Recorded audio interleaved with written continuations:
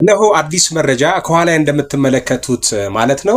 ግራንድ አፍሪካ የአመራርና የተቋማት ሽልማት ላይ በምርጡ ተቋማዊ አፈጻጸም ዘርፍ ሽልማት እንደተበረከተለት አስታወቀ። ኢትዮፒከር በትልቅ የሽልማት መድረክ እውቅና ማግኘቱን ተከትለው አዲስ የሽያጭ ስልት ይፋ ማድረጉ ተገለጸ።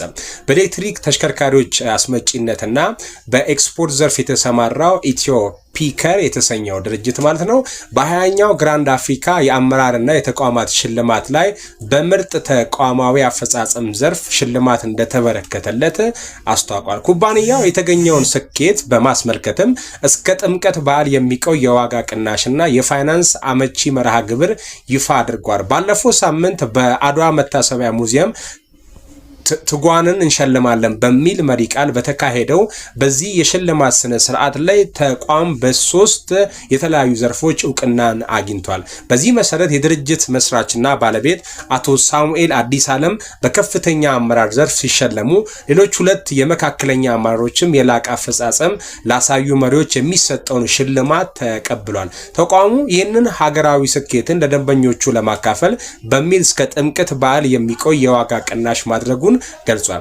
በተለይም ግለሰቦቹና ድርጅቶቹ የኤሌክትሪክ ተሽከርካሪዎችን በቀላሉ እንዲያገኙ ለማስቻል የ50% ቅድመ ክፍያ በመክፈል ቀሪውን ክፍያ ደግሞ በባንኮች የፋይናንስ ተቋማት ጋር በማመቻቸት የብድር አገልግሎት መውሰድ የሚቻልበት አሰራርን ዘርግቷል ማለት ነው።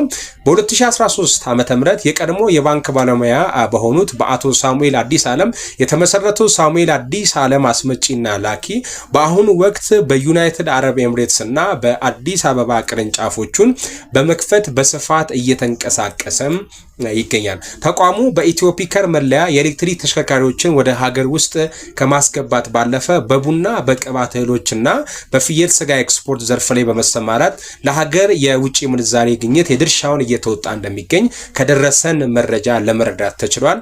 የመረጃ ምንጭ ጉርሻ ፔጅ ነው። ይሄን ፔጅ ፎሎ እያደረጋችሁ ቆዩ ማለት ነው።